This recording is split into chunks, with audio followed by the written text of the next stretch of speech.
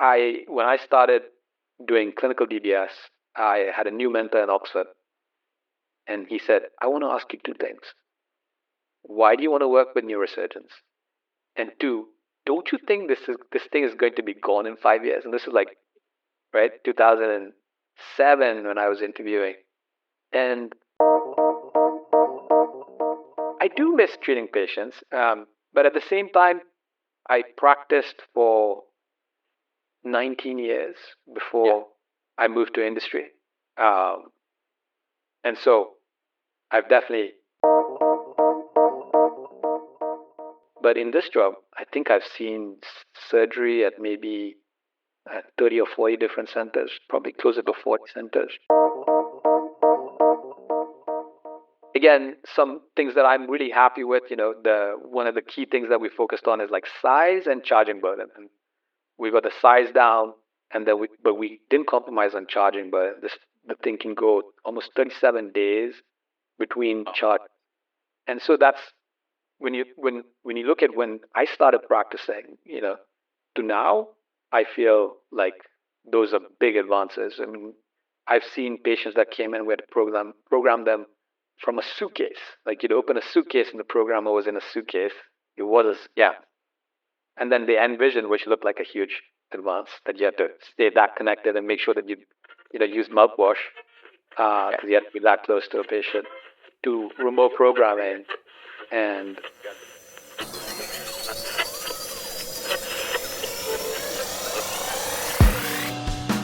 welcome to Stimulating Brains.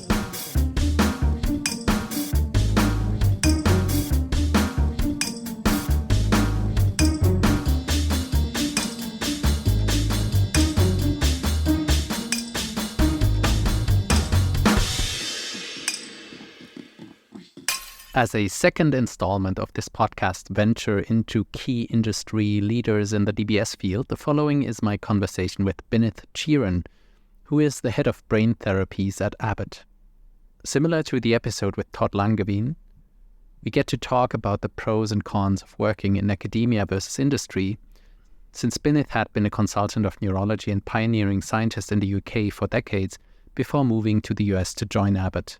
I think he has a truly unique view and so much experience to teach us about interactions between academic work and industry, and is able to share a lot of very valuable insights about his career, his current work at Abbott, and potentially the future of the field.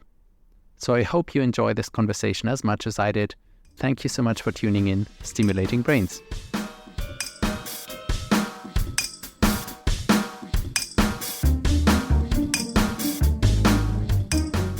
Thanks so much, Binith, for taking part in this. I will have introduced you more formally by now, so we can start right away.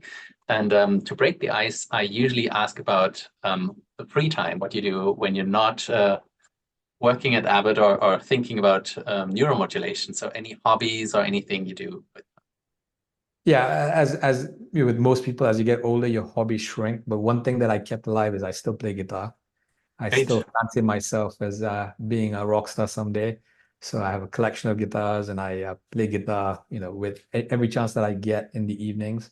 More and more, I also collect pedals, and I think I now collect pedals and build pedal boards more than I actually play guitar. I enjoy the engineering aspect of it, and if you're a guitarist, you have something called gear acquisition syndrome, which is like you collect these little pedals that change the signal and make different noises. And you always think that this one extra pedal will finally make me this amazing guitarist. And of course, it's not true, but it doesn't stop us collecting. So we collect. Good. And did I hear that right? You also build pedals? I build pedal boards. So pedal boards, they're supposed to be small portable things that musicians take from venue to venue. Mine is now so big that it takes two people to lift, and it's completely impractical. So wow. And what's your favorite guitar these days? I'm sure it changes and depending on the style, but is there one that you? No, most guitarists have a number one, and they will just usually call it the number one. And I have a number one, which is it's like a Les Paul. It's the kind of thing that modern bands don't seem to fancy it as much. It's an older style guitar, good for blues and things like that. And Of course, Gibson Les Paul. I mean, it's yeah, one of the yeah. most famous ones. So fantastic. Okay, good. And favorite pedal? It's always fuzz, and I'm always in But the search for fuzz pedals. and did you or do you play live at all or in bands or When I was younger, I did play yeah, live and in bands, but as I got older, I just don't have the discipline anymore to go yeah, to. I think you let people down when you have a job like mine. So I don't. I do jam with somebody every Monday at 6 p.m. nice. and my team knows like 6 p.m. to 7 p.m. is like the only consistent time in the week that I'm not available, come rain or shine. Uh, Fantastic. yeah. Great. 1 hour at least. That's yeah. 1 hour, yes. I that's for myself. Yeah. Okay.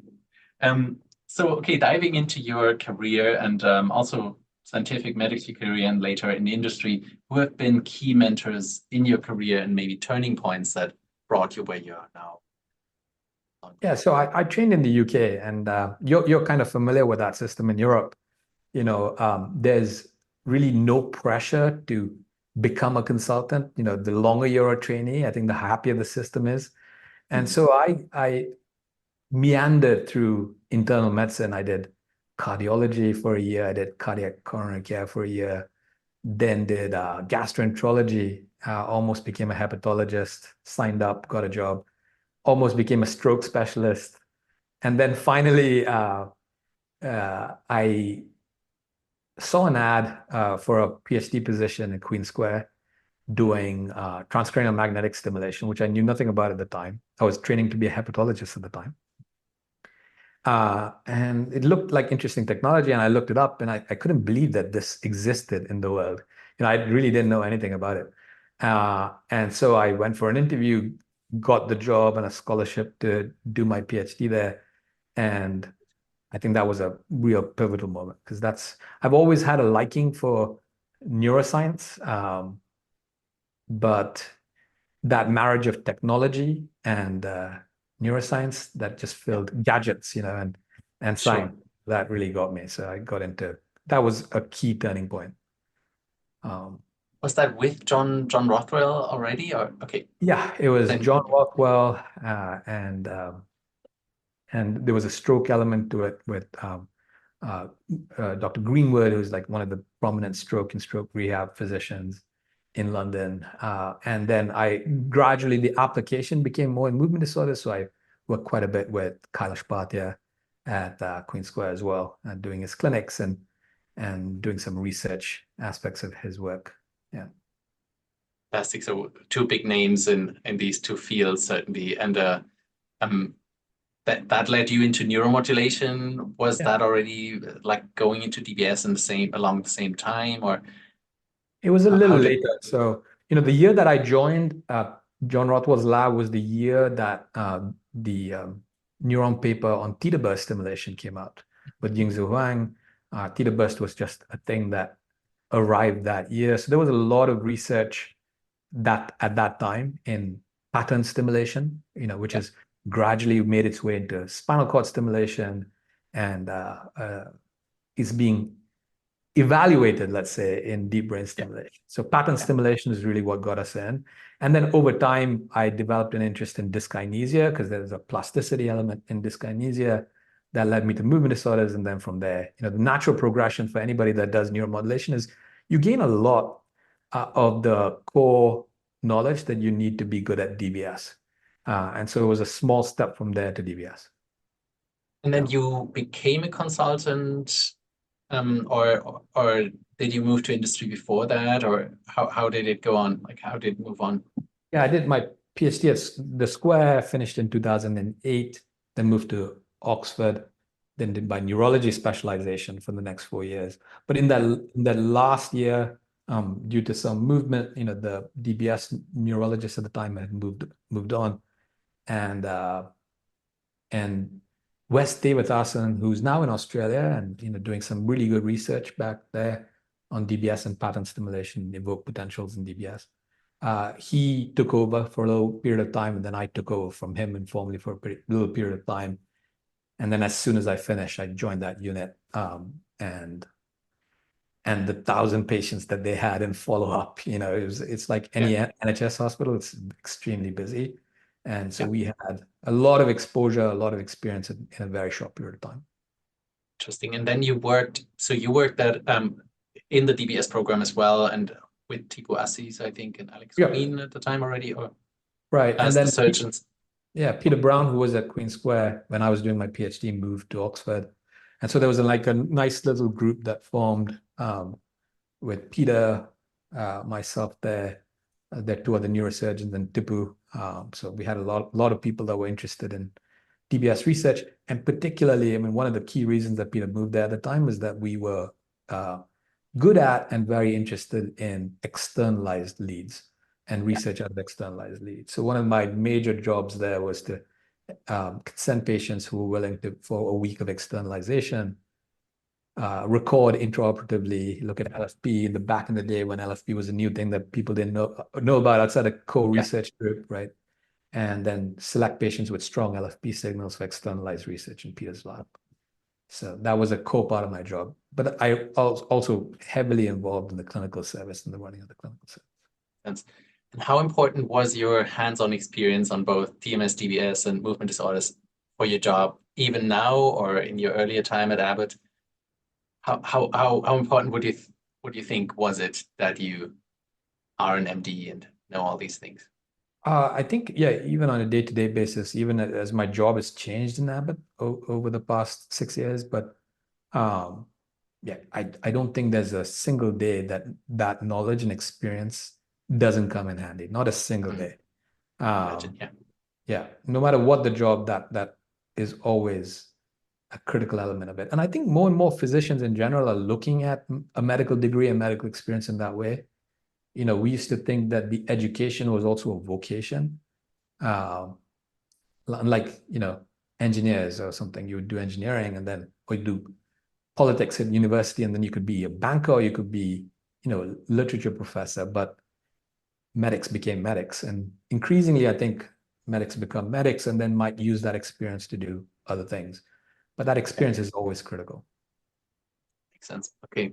And maybe fast forward right now, just to give the listeners already a picture of what you're currently doing at Abbott. You're now the head of brain therapies. So how does your typical day look like? What's your main job for us to understand what you're doing? Yeah, so I should probably backtrack. I mean, I didn't start in this position. The position didn't exist when I started. I joined Abbott as a medical director, which is a close jump from being a physician, right? So a medical director, I think the simplest way to look at that job is the medical director is the voice of the physician community and to some extent the patient community in the boardroom. So when you make decisions, you can provide that medical lens.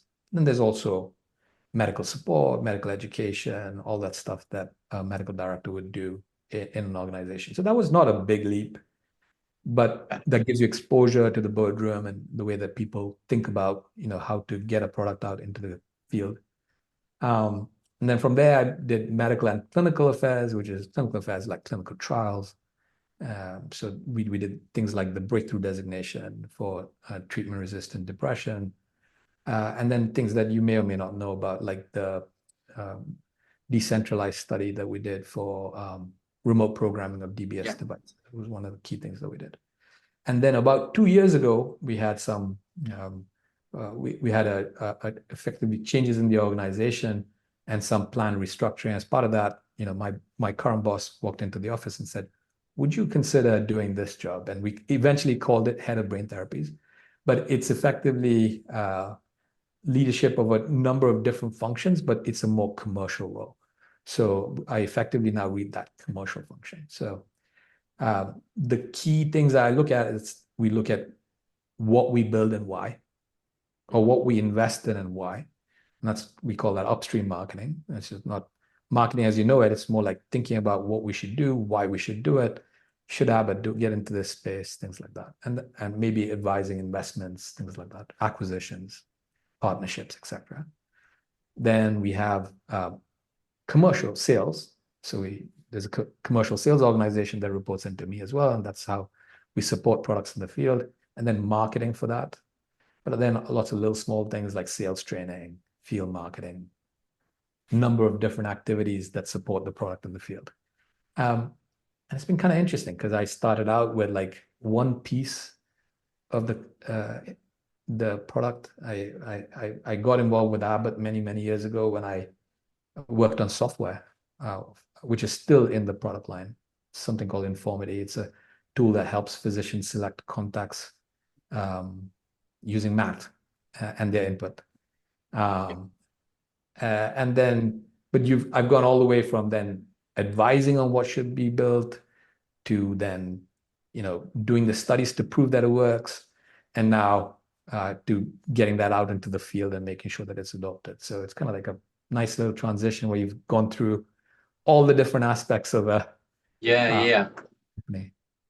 And since, me and many listeners, I think that are more in academia or medicine, would have little exposure to how industry work, jobs at industry look like.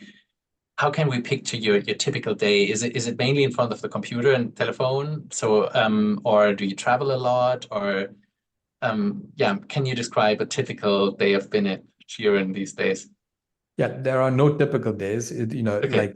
Like most things, a regular schedule is a difficult thing. But almost every day I spend a little bit of time talking to my team, like every single day, especially the team in the field, because they work remotely. I might see them, I physically see them twice a year or something. And so I try and talk to multiple people in the field. It also helps keep me connected. I do travel almost every month. I will try and travel out and visit a colleague, a physician colleague that I've known for a while or that I don't know. And that is another way that I can keep connected. One of the challenges of a role like this is I'm good at my job because I used to do the job on the other side, right? Yeah. But as time goes on, if I don't stay connected, then I lose that aspect of it because the field changes. Yeah. So I do invest in that. I make it a point to go out and see a few people. I see a few people on a regular basis because that's kind of my bellwether. And then I see a few people I haven't met before. And I try and visit at least one implanting center or site or programming physician every month. But usually it's more than that. Usually I'm pretty good about going out and meeting people. And then you have internal stuff. Yeah. Meaning you would go to, let's say, a center, a hospital, and see a surgery, talk to the surgeons and the programmers and the neurologist. Okay. Yeah. And it's actually one of the most fun parts of my job because I worked in a couple of places and with 3 or 4 surgeons, right? And I learned a little bit from each of those people. But in this job, I think I've seen surgery at maybe 30 or 40 different centers, probably closer to 40 centers. Yeah. And I know about the aspects of surgery at around 200 centers, in terms of what they use, how they do. And so you get that breadth of exposure, which is really interesting and really amazing. Yeah. And then, the rest of the days, they kind of split between internal stuff. When you run a larger organization, then you have to measure things and report it out to my leadership so that they can report out to their leadership. There's that governance aspect of it, right? Making sure that things are staying on track. And then there's a planning aspect of it where we're setting out plans for the future and trying to see we need whether we need headcount in certain regions or managing people, managing the careers, the growth and development, things like that. Got it. So for example, from the visits you have in the centers, one of your jobs would be to integrate all that information of, seeing trends for the future and then to make the bigger decisions of where to invest, what to pursue, whether you'd want to go into sensing, let's say, or connectomics or whatever, right? These things and okay, makes sense. And then your direct team are people that are close by that you interact with on a daily basis that you could brainstorm about these things or.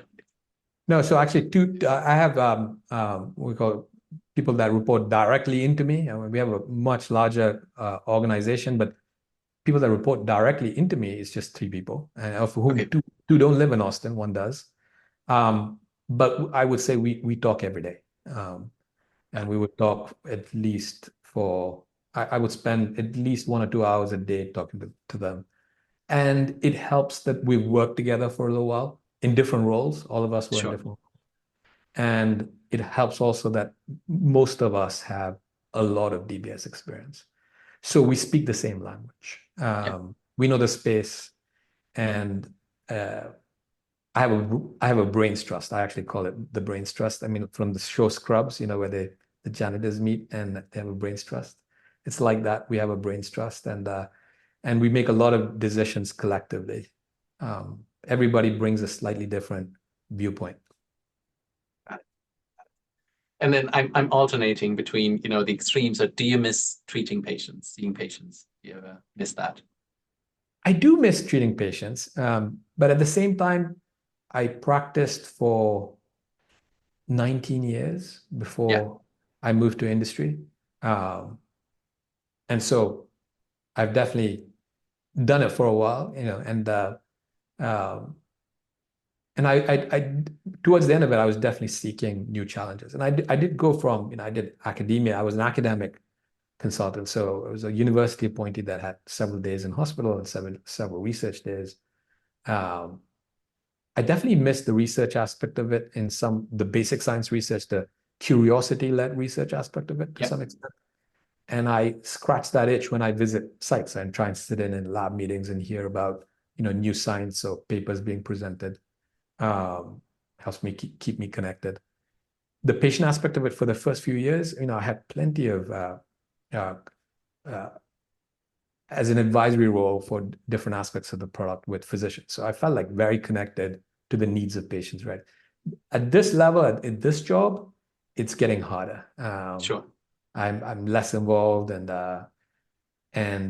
so I try and travel. So earlier this week I spent 2 days in Chicago, and that helps me. I visit a whole bunch of people that I know very, very well, like Leo Verhagen, who I've known for ever since I came to the US, actually before I came to the US, and it's always a nice bellwether. And you have these people that know you well enough that they can give you advice and tell you when you're doing things well and tell you when you're not doing things well. And having that trust and mentorship to some extent in the clinical community definitely helps me.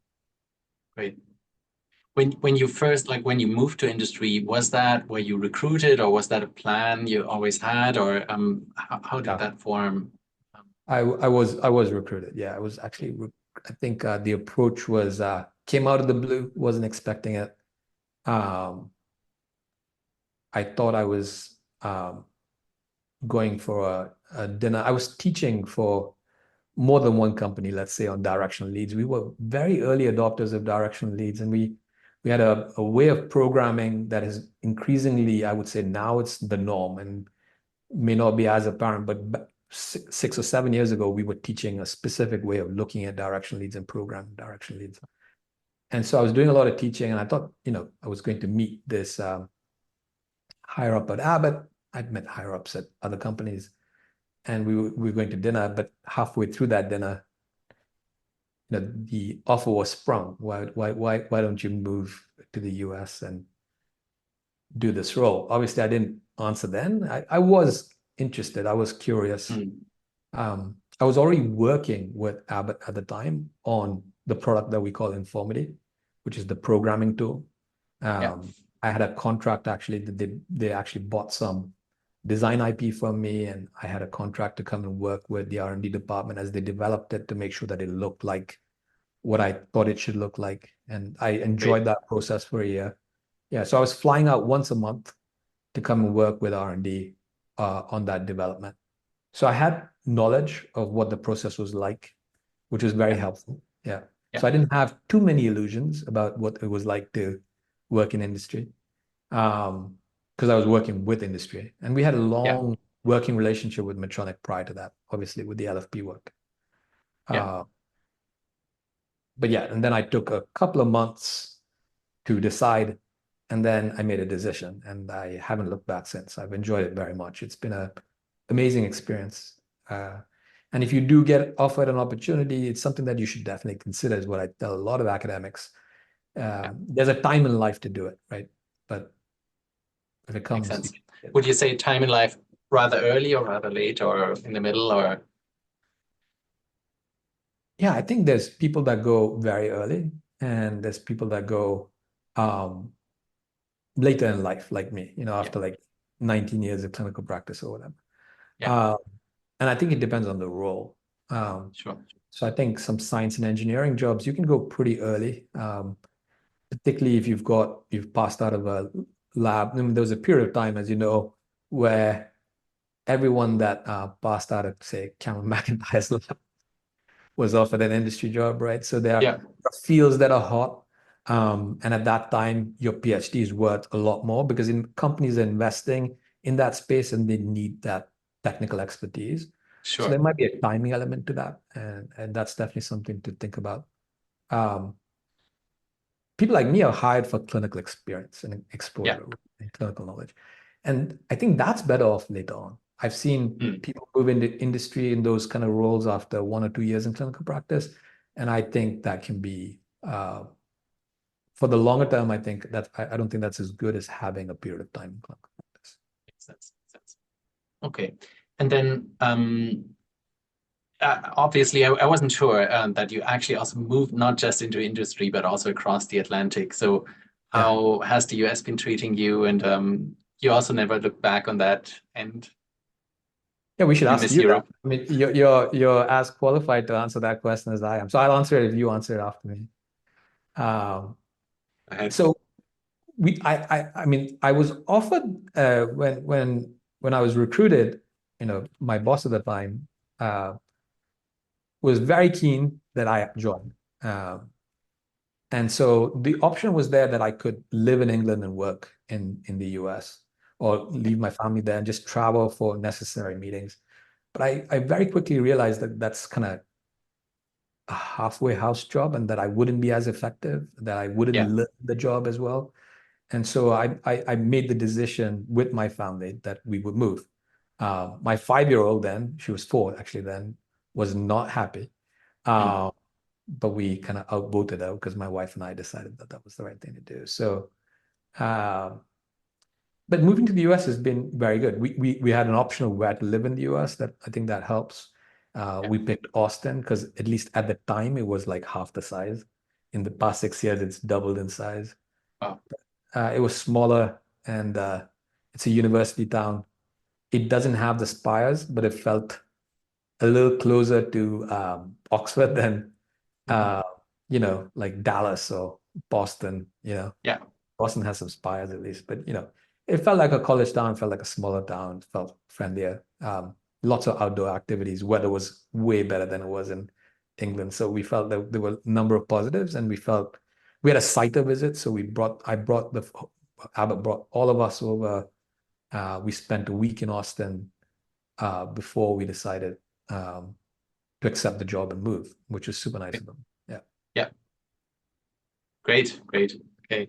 Yeah. So I owe you an answer. I think for me it's very mixed, right? I love a lot of things about the US. Fantastic. Love the work here, love the job, and also love Boston as a city.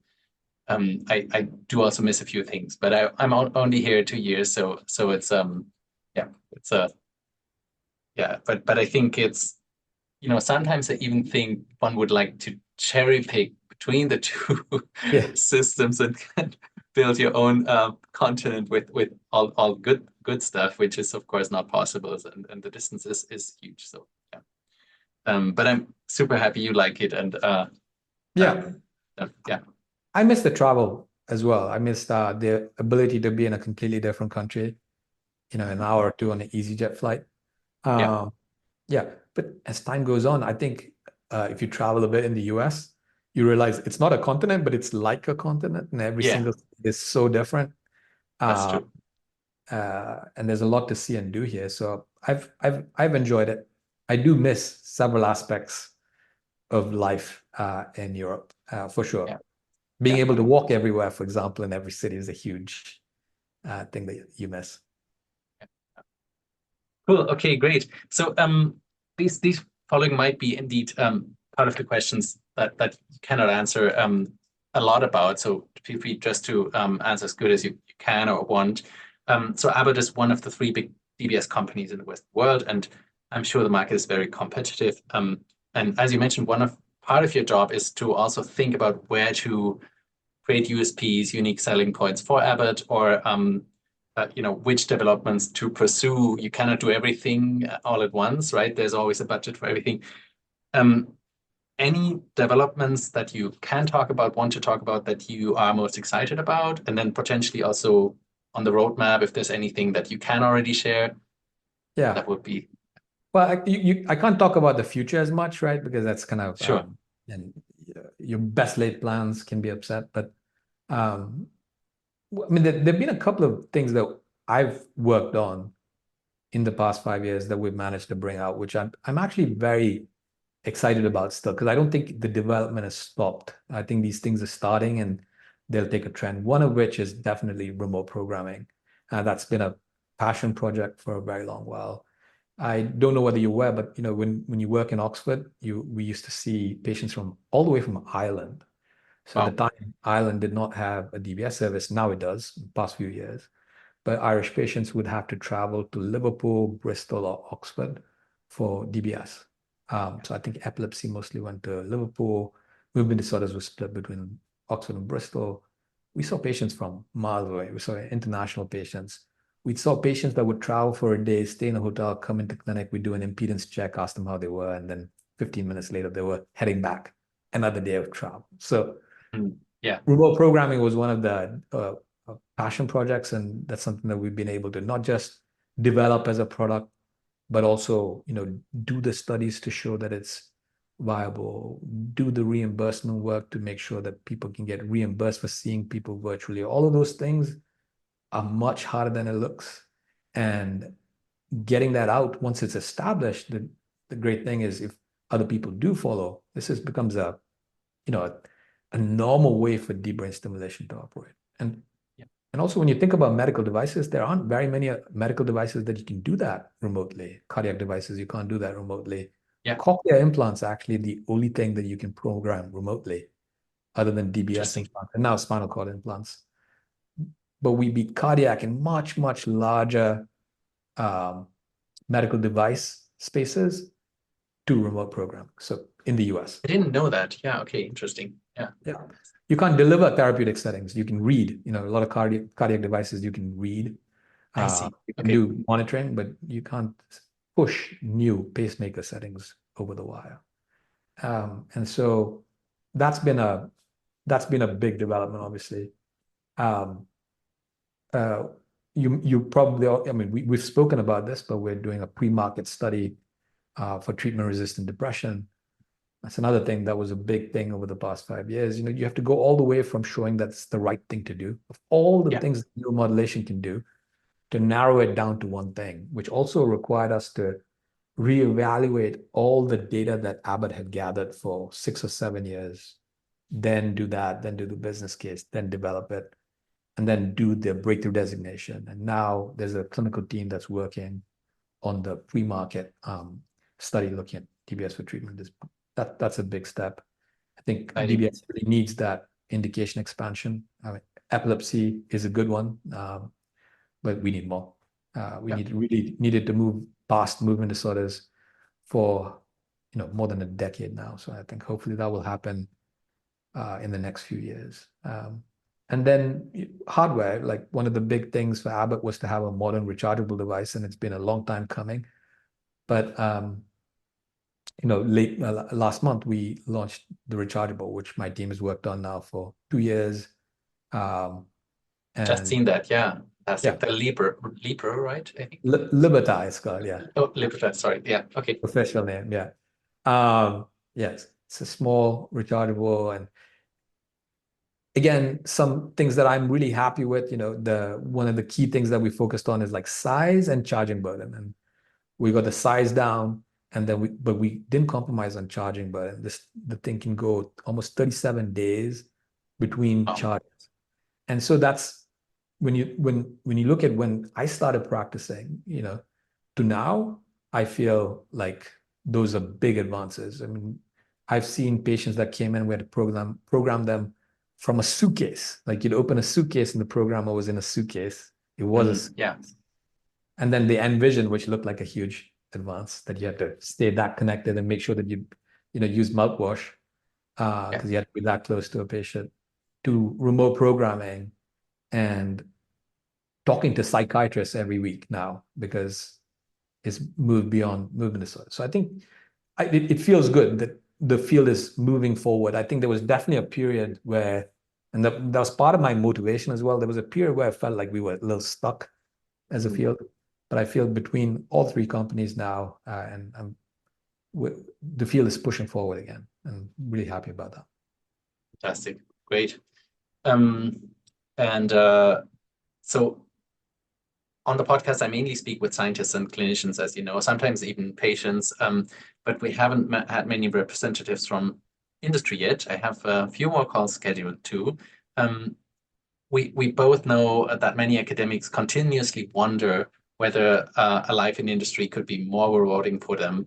And could you maybe steelman the case for both, working at industry, but also maybe tell us a bit about the downsides to get a balanced view of people that might be wondering between the two sides?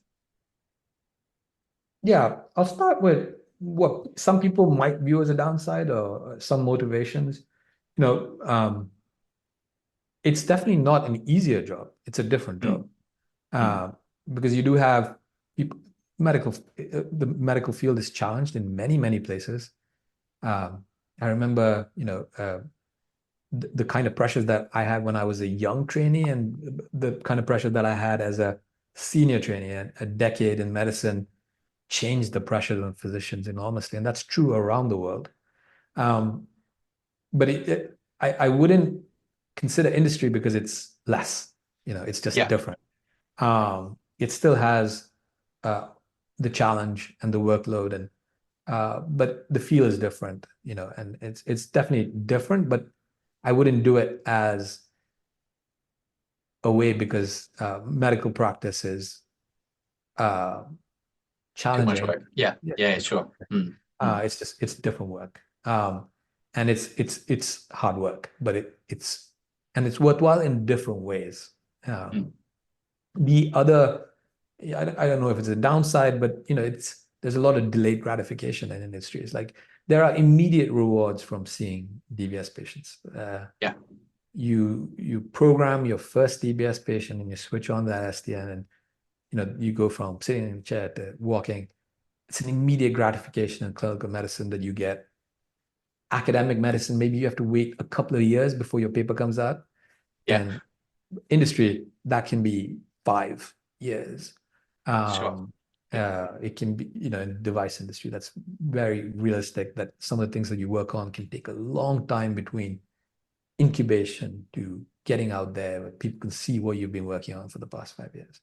So those are the kind of things that people sometimes don't get when you move from medicine into industry. They expect a slightly easier life or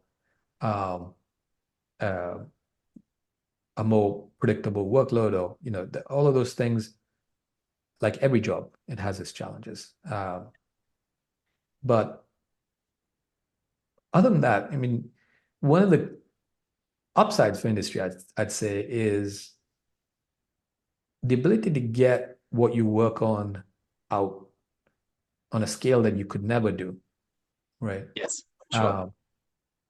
So when I started, we started doing direction leads almost as soon as it came out with another company, not Abbott, but at the time, but another company, and then soon after that with Abbott. And we were teaching. I was teaching on a regular basis for those companies. And each class would have between, say, 30 to 50 people. And you do it once a month, and you would reach, several hundred people at the end of the year. But I was at a fellows program that we had in Austin in January, and they were teaching Informity, the thing that I worked on in my kitchen in Oxford 8 years ago.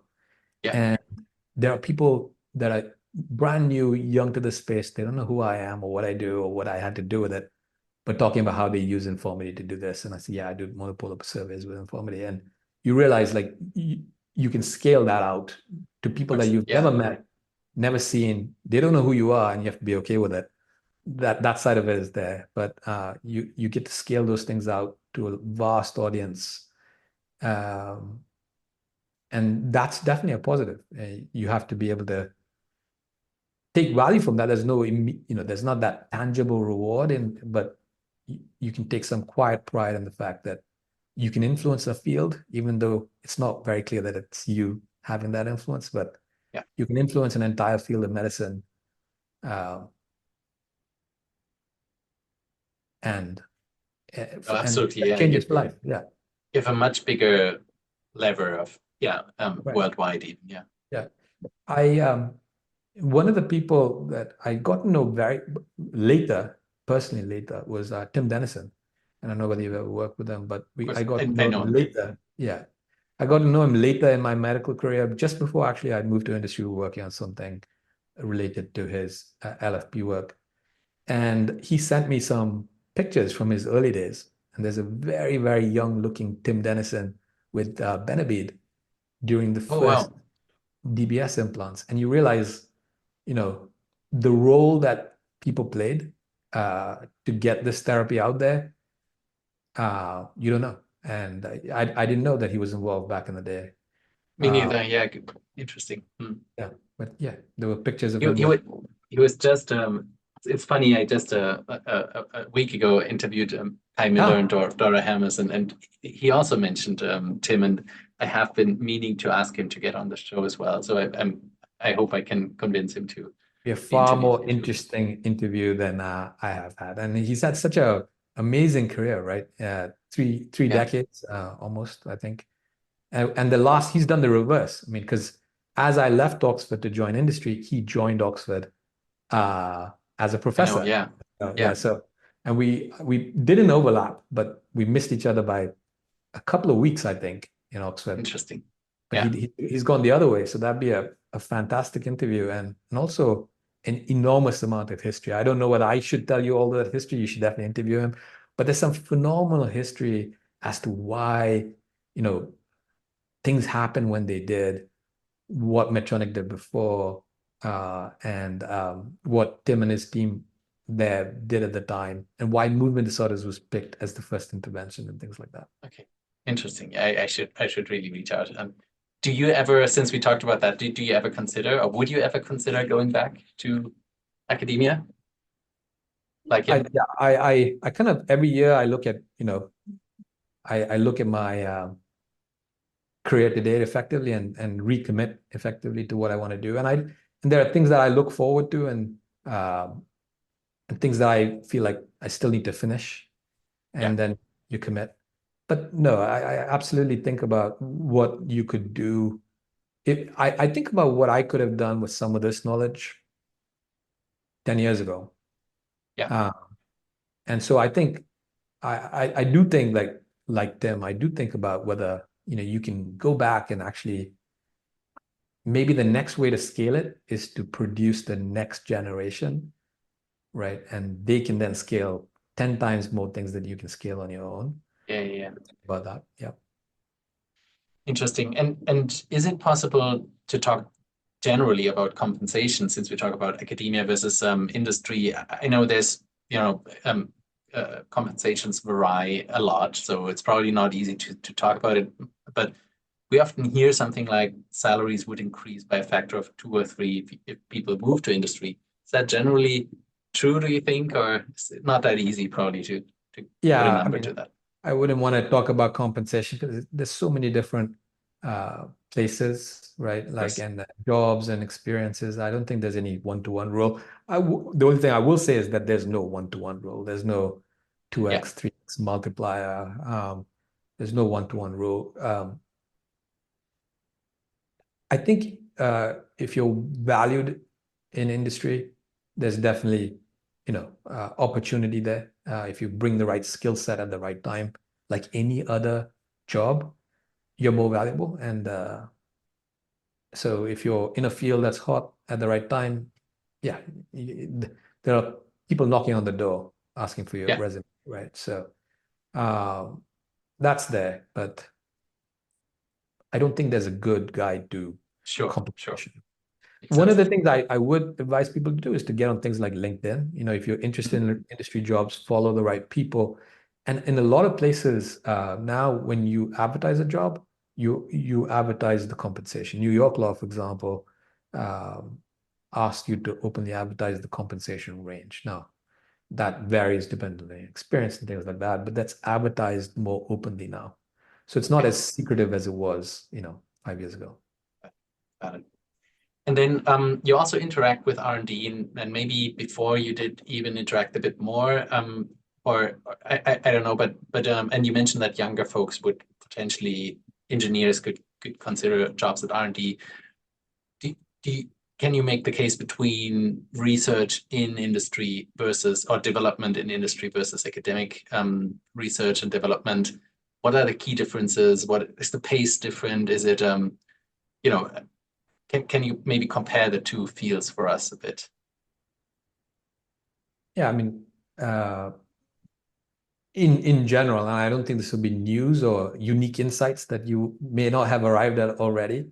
Yeah. But academia is best at curiosity-driven research, right? Sure. Open-ended research that doesn't have immediate application, but may find application in new and mysterious and completely unforeseen ways 10 years down the line or 20 years down the line. And academia really suits that. And then in between industry and academia now, especially in the neurotech space, there's the startup community. I think that's a way for academic spin-ups basically to test new ideas and whether they work in the marketplace. Like I think the only advice I would say in that is a lot of startups sometimes think of startups as product development spaces. They actually go-to-market spaces. They're like where you take your idea and test whether it can actually thrive and survive in the marketplace. You're really trying to pivot on a business plan. You build a product and test the business plan, not just build a product. And that's the intermediate space. And then industry, and that can vary a lot depending on the culture, can take things up early in the spectrum or later in the spectrum, but certainly industry research is best at scaling. Taking something that we know quite a bit about and then building it and commercializing it, which is like taking it to bedside and supporting the product, supporting the education, supporting the use of that product in a way that it can reach a broader audience than just highly specialized people, right? That makes sense. Yeah. So that is more engineering, right? It's not as much maybe research, but so we already know something works in principle, but then you have to scale it up. Is that the way? Yeah, I mean, I think there's a lot of research in scaling up. Sure. There's a lot of research makes sense. in scaling up on the science side, on the product side, on the engineering side. Yeah, Makes sense. And it's very likely that you can work backwards as well, right? So at many points in my academic career, we worked with industry to test things like LFP or directional programming, and we had a direct relationship with industry. And that's really a good way to get a feel for how industry works, just collaborating with industry through your lab, through grants. And that's a really good way to get a feel for how industry works, but it's possible. Makes sense. Yeah. Great. Maybe you cannot answer here either as much, but what's a general feeling towards the state of investments or the field of growth of DBS and neuromodulation market? Do we live in bearish or bullish times these days? Because sometimes we hear that maybe there has been some overinvestment in the past, and then now maybe the returns have fallen short. But I'm not in the field, not an expert here. Would love to hear your opinion, but only if you can talk about it, of course. General field. Yeah, I don't know whether I can be specific about, but in general, neurotech in general is a very prominent area of research and of investment. As you know, from all the news about BCI companies and other Sure. companies in Austin that I won't name, but raising funds and creating products and capturing public imagination and things like that. And I think even from my experience in Abbott, you look at how much press things like remote programming got. It got a lot of press. Yeah. The breakthrough designation for TRD got a lot of press. The remote programming solution was actually selected as one of the 100 best inventions of 2021. I'm looking because I have a poster of the cover of the magazine from Time Nice. magazine. And so neurotech can do that. And and I worked with that R&D team that had one of the 100 best inventions in 2021. So it's huge. Great. I think like any investment, like standard label,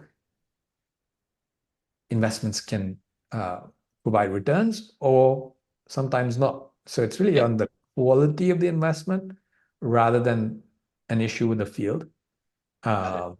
Being realistic about what it can produce, being realistic about uptake, because we are dealing with brain surgery. Sure. And I think that's true of neuromodulation, that's true of BCI, that's true of everything else in that neurotechnology space. And there's a degree of invasiveness that we can't get away from. And we need to factor that in when you make investments. Yeah. Great. That's And vague, but I mean, if you have a more yeah, specific no, question, I'm happy to answer. But I'm trying not to name, specific of course. opportunities, things that you and I are probably familiar with, from European companies that may or may not have been acquired and things like that. But I'm trying to steer away from specifics, unless Sure, it's an sure. Abbott specific, which I can talk about, right? Yeah. That makes sense. Makes sense.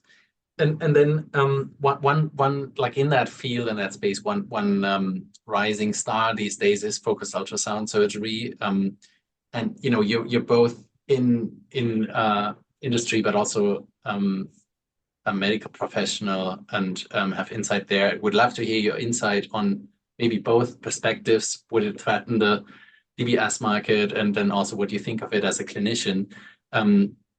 Maybe as a preamble to that, I've heard from multiple centers. Like, for example, Andres Lozano says that in talks, and others that in their centers with FAST, the cases have actually, the DBS cases have risen because it draws more people in. And then, sometimes for people that come in, DBS might be the better solution and so on. So maybe for that first question of the potential threat to the DBS field from business perspective, it might even be the opposite of a threat, and rather, what's your take on that with FAST? Yeah, as a clinician, I think, we use lesioning routinely, but with surgical lesioning in practice before FUS was around and commercialized. And lesioning, as you know, works. And lesioning has been around for decades, I think since the 50s, I think. Absolutely, yeah. So, and entirely, this is just lesioning with a different technology. As long as it's explained as lesioning, right, and not something else, it's lesioning with another technology. As long as it's explained properly and patients are aware of what the therapy is, and patients are assessed by the right team. That team should look a lot like how you're assessed for a DBS device. Yeah. Perhaps even more so because it's an irreversible procedure. As long as it's assessed by the right team for the right patient in the right hands, it's a very, very useful tool. Like any medical intervention, if those things aren't there, then it's, can have challenges. But used appropriately in the right hands, I think it's a very useful tool. And I also think it raises awareness. So in centers like Andres Lozano, where patients come in and they're assessed and then offered a range of treatments based on what's appropriate, I think that raises a lot of awareness, and people come in, and then when they're aware that they need treatment bilaterally and what the risks are if you do this bilaterally versus that bilaterally, they might choose this therapy over that therapy. And I think that's entirely appropriate. In a lot of places, when that's happening, I think the number of people getting DBS is increasing. This is true. So I don't view it as a threat. I think like many other, treatments and therapies used appropriately, it's a very useful addition to the arsenal. And anything that raises awareness about these diseases and the fact that there are treatments helps. We everywhere around the world, we don't have enough movement disorder specialists. There are states in the US. I was talking about a specific state recently where there's a state that we were talking about when I was out in Chicago, and that state has 2 movement disorder specialists, the entire state. Okay. So it's not But even. is it Alaska or something with a very No. okay. It's made in the US. I don't want to get into specifics, but that problem is common. Large cities have 4 or 5 movement disorder specialists. It's not enough. The workload is high, and patients sometimes wait a long time to see the specialist. So I think those are the bigger challenges, right? The lack of access to the right team so that you can get offered all the right treatments at all the right times, rather than what's out there. Because the other question that we get asked is like, therapies with levodopa coming out. As long as you're seeing a specialist that offers all the right treatments and discusses the pros and cons of everything, DBS tends to be just fine. The biggest challenge now is, do they see the specialist? Yeah. No, absolutely. I really think this underutilization of the therapy is a big challenge. And you mentioned it at the beginning that you weren't aware as an internal medicine doc about the possibility of TMS, right? So just being aware of things is, and same for me. I stumbled into DBS by accident in a way, and then fell in love with it. But I didn't hear about it much in med school. So I think that is a big issue, to bring in more awareness, and then referring neurologists to do some, earlier on and so on. So yeah, I totally agree with you. Okay. Yeah, and so I'm also a good bit older than you, right? So when I was no, you're right. Yeah. TMS, Okay. It was a niche thing, and people were like, "What are you doing? Why aren't you doing fMRI?" That was like the typical You're question. right. You got That was a different time.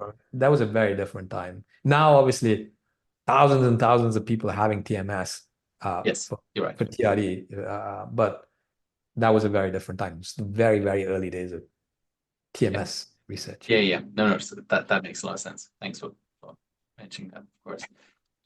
So Binith, you have been wildly successful in life. I think there are lots of people out there that would look up to your career. You've seen it all. You've been into clinics, you've done research, and then now industry, and then even in industry did a lot of different roles and evolved continuously.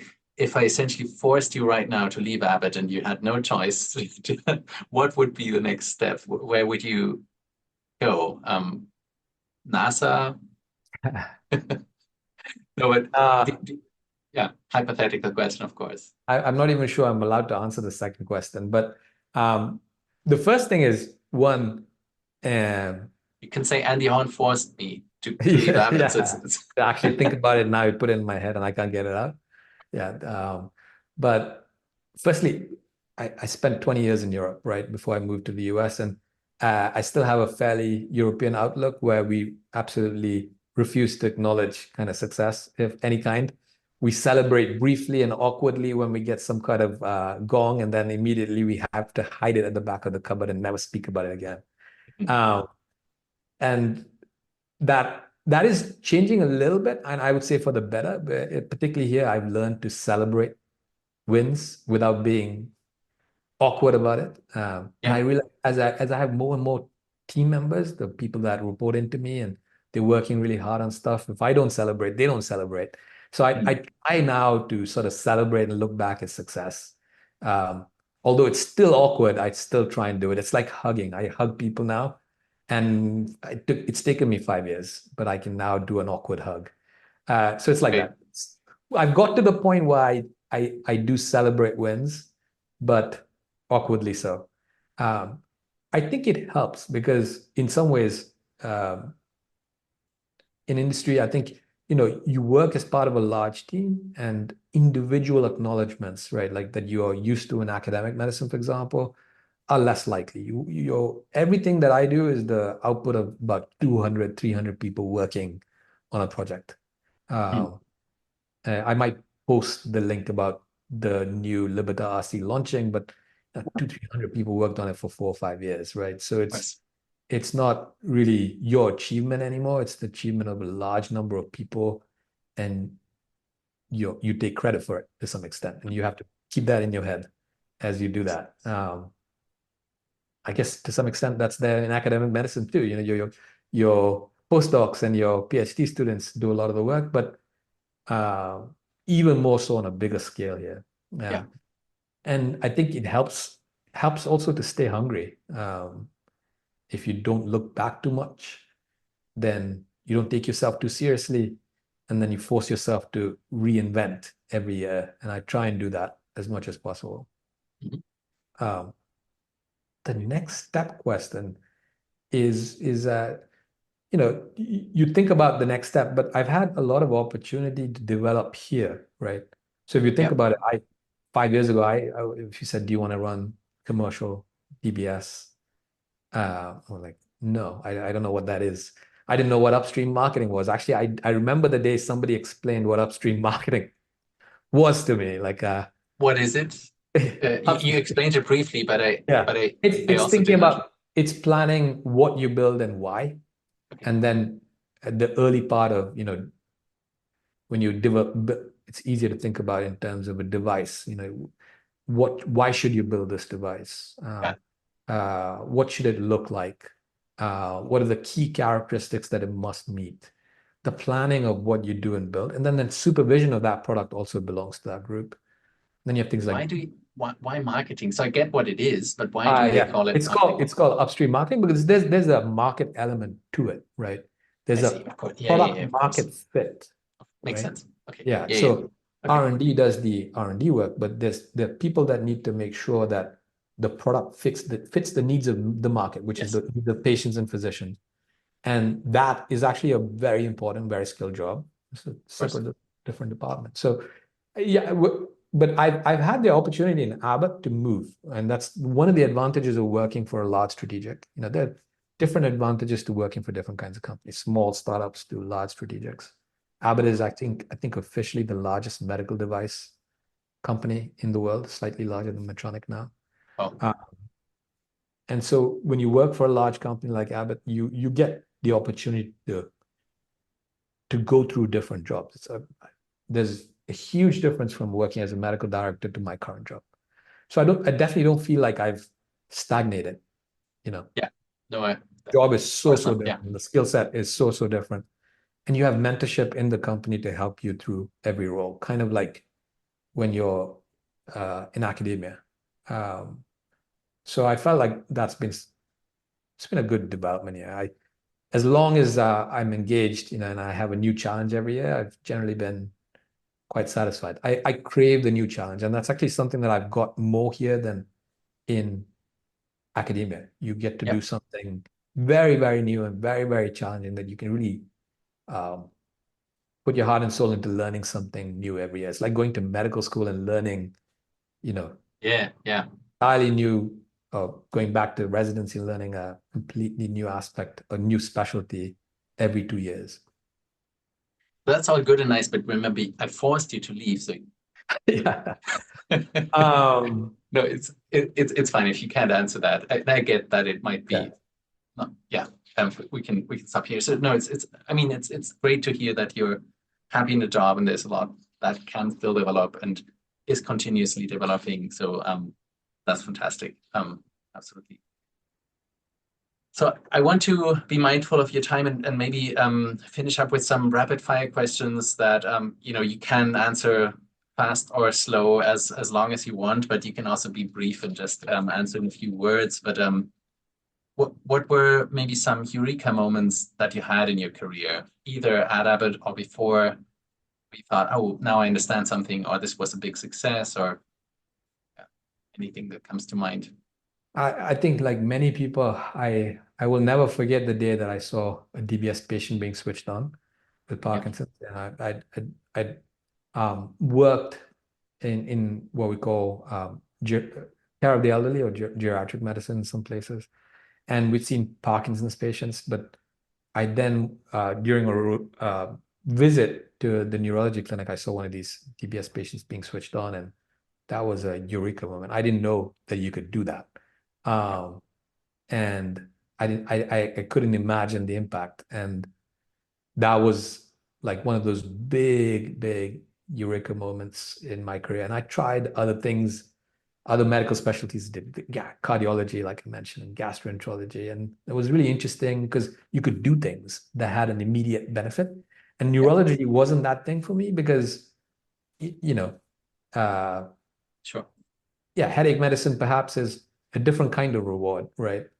Um, but you saw DBS, and that kind of attracted me to movement disorders because it came the other way around. I wanted to do movement disorders because I could do something and treat people with a huge impact that I could, see and that they could see. And so I came to it sort of backwards. A lot of people, I guess, enter neurology and then discover DBS and think about or discover movement disorders and then discover DBS in that order. I saw DBS and decided I want to do this and got into neurology for that reason. So that was probably the biggest.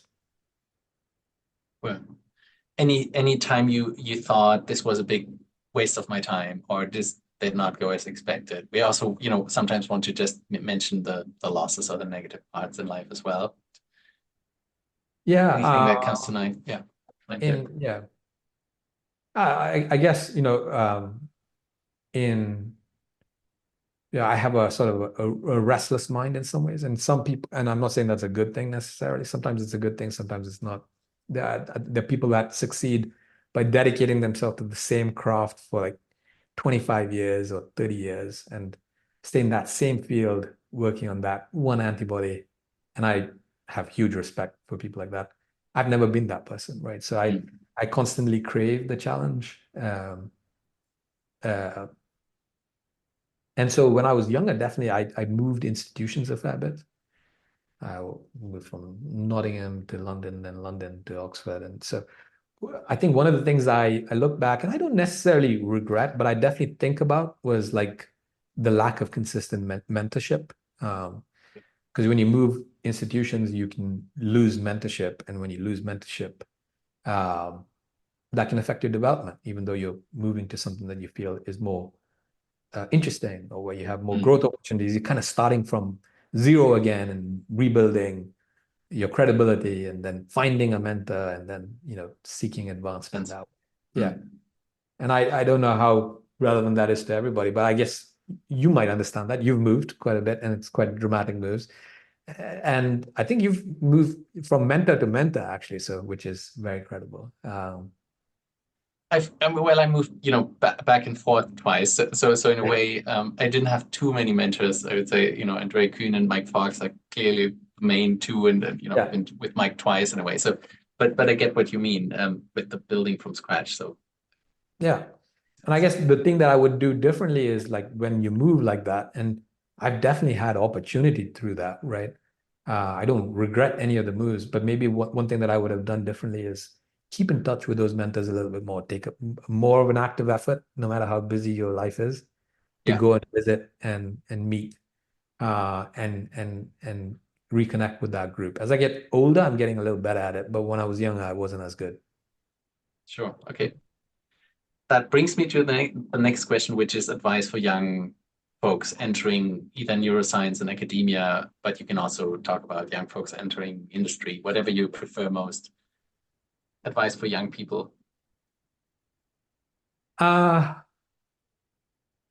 This is a stereotype thing to say, but skate to where the puck is going, right? Like think about not who's biggest right now, but who's going to be big as you seek mentors or you're seeking a postdoc.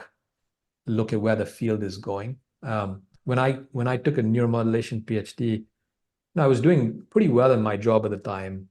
I had an offer to do a hepatology PhD, and I quit to do this thing called transcranial magnetic stimulation. I remember talking to my gastroenterology mentor at the time, who I still respect enormously, one of the best physicians I ever worked for. And he said, "What?"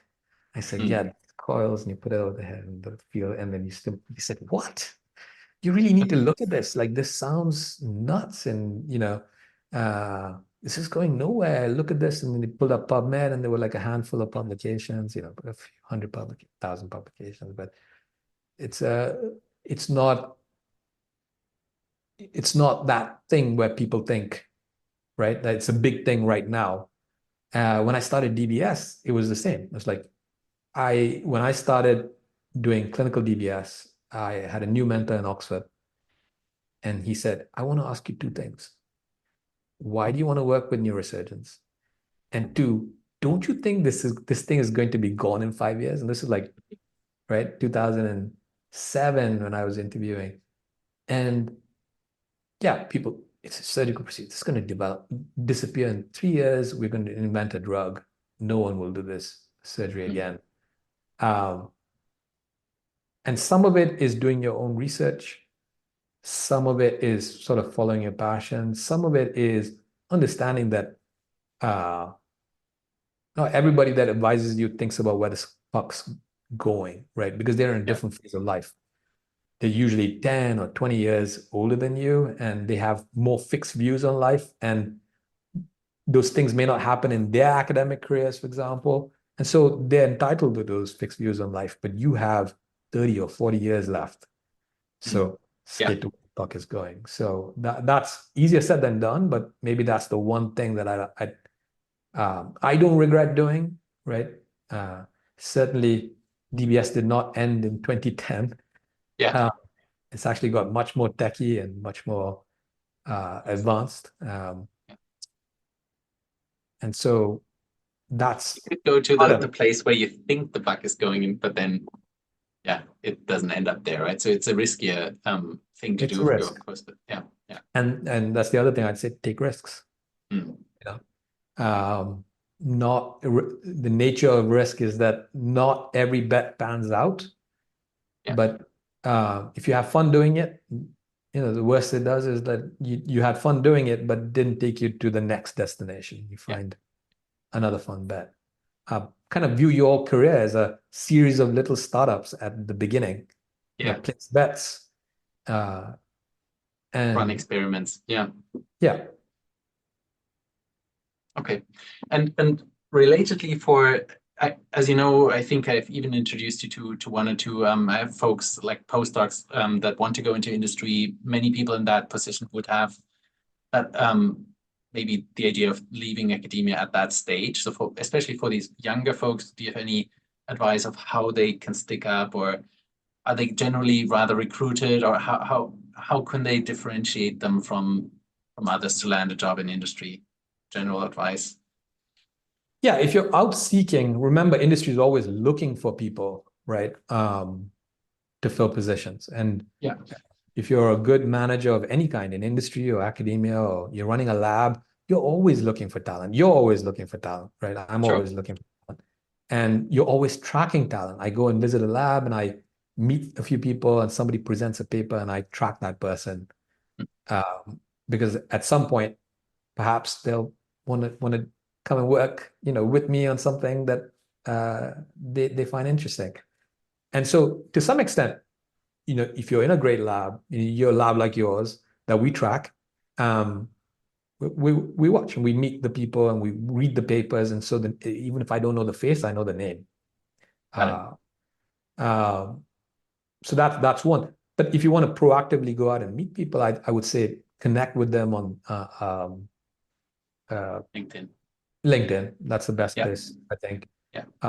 Or in person in meetings. When you're presenting or they're presenting, go up and introduce yourself and meet people in person and talk about what you're interested in. If you're working in a lab or in clinics, the way that I got involved was effectively through R&D. So I had ideas that I wanted to take forward, and then you ask people whether you can explain why you think this development or that development is required. And that consultancy then starts you on industry, and the industry gets a good feel for, your ideas and your thoughts and how that influences product. And if that's when, they approach you and say, like I did, it was in Vancouver, right? My approach in Vancouver, MDS in Vancouver, actually. You've worked for a while, you have an impact on the team likes the way that you think. the approaches will come. That's the organic way to do it. That's great. The future of the field, DBS in 20 years, maybe you can, or 10 years, what do you think is going to happen? I don't know what it'll look like, but I hope that it looks nothing like it looks like today, right? I think every part of how we do it is up for disruption, and I think that's a great thing. And I think if you have that mentality, I think this will thrive and survive as a field. That's the only thing I know. It will not look like it does today. Yeah, yeah. Because in a way, it does still look like a bit in the Benefit days, right? So, right. Yeah, there has been a lot of innovation, but still fundamentally. Yeah, I still think we have a a can in the chest and a lead going. There are specific design reasons and therapy reasons why that stayed. But as time goes on and technology, takes steps. The form factor, I think, is what you're talking about. The form factor looks very similar to like it did, 15 years ago. But many aspects of that have changed substantially. Sure. Although the form factor is roughly the same, the lead's different, the extensions are different, the IPGs, nothing like they were back in the day. If you program one from, Kinetra or Celetra to the modern systems, it's very, very different. But yeah, I think there's a huge runway for innovation. Part of it is being able to expand the indications, right? So that you can invest back in the field to be truly disruptive. Deep brain stimulation with movement disorders, particularly with the number of people that can access a specialist, access is the number one challenge, I think, for deep brain stimulation for movement disorders. That's definitely limited the amount that industry can invest in that space. But as you get into bigger spaces, TRD is the one that Abbott is investing in, other companies are investing in other spaces. But as that indication expands, investments will increase. Yeah. Startup economy definitely already is looking strong. And that should result in a hardware revolution where we reimagine it for a new space. Sounds good. And then the opposite. So are there any missed opportunities that we as a field should be taking but are not taking? And that could include even, us researchers or industry. But do you see any things we should be doing differently or better as a general field? I think specialized education and that opportunity is something that I feel has sort of declined over time. The ability to specialize in things like DBS. The world is producing, say, fewer Alfonso Fasanas, and that's not really a good thing. Yeah. And it's not because people aren't interested. I think the pressures of the healthcare systems around the world mean that people can dedicate less and less time to something that's specialized as DBS. So having more opportunity to train more specialists, giving them more opportunity is definitely something that we should be thinking about and worrying about as an industry. I advocate that everywhere I go. I met, the president with MDS last year, and that's the number one thing I talk about. Like, what are the opportunities in this conference, for example, for a movement disorder specialist that doesn't have exposure to deep brain stimulation to get educated in deep brain stimulation? And several places are picking up. I'm really pleased with the number of, organizations offering those kind of courses. Whether that's targeting, like you guys do, or programming, and the number of centers that do this now. We need more. We need like 10 times the number of training opportunities so that we can at least replace the current expertise with equivalent expertise. Yeah. Okay. Interesting. Yeah, that's a good point. I have not thought about that much. So yeah, very, very. I was just at the Mayo course in Jacksonville. It was fantastic. Yes. And it was not even that, like, I think it was a great success, but it wasn't like crowded full. But that's a really good course for people to go, both for surgery and neurology to learn. Yeah, I've heard. I've never been to it myself, but the person from Abbott that was there, Espero Rubello, who's my nurse in Oxford. We work together now for 16 years. Okay, wow. Yeah, so he joined Abbott in the US and lives in New York Great. and down there. And that's the kind of thing that we need. I think we need 100 more of those courses. Yeah, yeah. Okay, yeah. Fantastic. So anything that you would have loved to talk about, but I didn't ask? Any other topic that I missed before we stop? Yeah, where do you see the field going? Oh, that's a good question. I mean, I also don't, of course, it's very hard to speculate really long term, but I think sometimes personally, personal interest as well. There are these two big new fields that are emerging right now already. One is the more sensing space, one is the image guidance space, and maybe related to that, connectomics.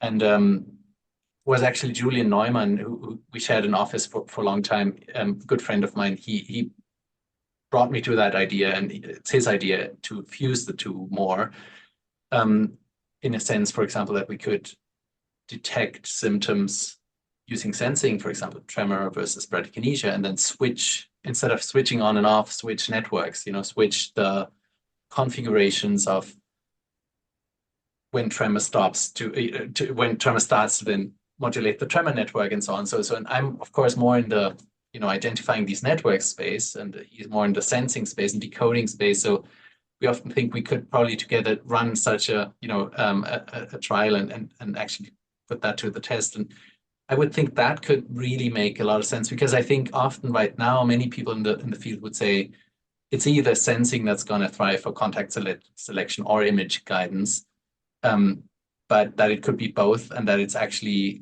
together they could form.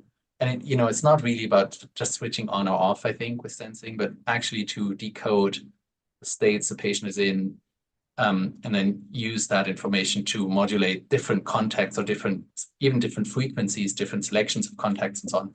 So that is something I find quite interesting, and then potentially even, I don't know, but yeah, I think nobody's actively doing that right now, industry-wise at least, that I know of, and we need more research in that.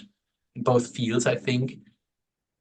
Right now, nobody can detect tremor. I think, maybe it's not even possible to do that.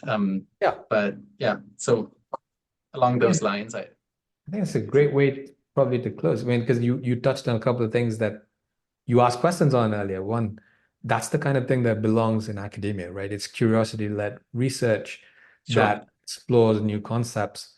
Industry is not doing that research. Industry shouldn't. It should be academic specialists that do that kind of research. And at the point where you think you have a working solution, that's where industry will come in and support with technology or research, headcount and or investment, and then if that works, then scaling it up. So that's a really good idea of it. The one thing I would add to that is, for younger people thinking about it, to think outside the box about, what you want to do. Because one of the things that people think about is they look at their current toolkit, the paints that they have on their palette, and they'll interpret what you said with the tools that you have commercialized today. Whereas the right way to do that, skating to where the puck should go, right? Like, is only take what you wanted to do, which is state-dependent network switching, correct? And if you take that basic concept and re-explore it without polluting it with the tools that we have at the moment, you will reinvent the space. And new DBS will come from that. Yeah, you're right. So don't be limited by what is there, but what could be physically possible. I think that's the I totally agree. But it's of course sometimes hard to, and that this is not even my idea, and it's just combining two things, right, in a way. But I still think it could be powerful and maybe close enough to be tested at least, or soonish or so, in academia. And then, but thanks so much then, Binith, for your time. This was fantastic. Really a big honor to be able to talk to you so long, and thanks for taking the time. Thank you. coming on. Thanks for having me.